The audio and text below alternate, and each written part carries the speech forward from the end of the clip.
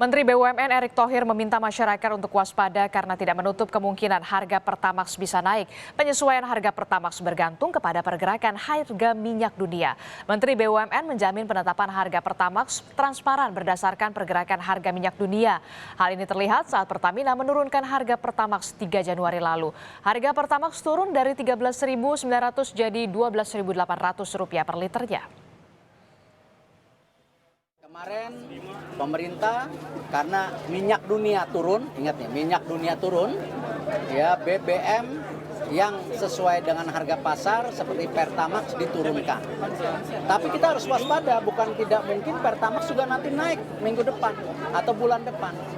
Nah, tetapi pemerintah membuka data setransparan mungkin, tidak ditutup-tutupi. Kalau harga minyak dunia turun, ya pasti harga Pertamax turun. Pertalite masih disubsidi Rp1.000 lebih.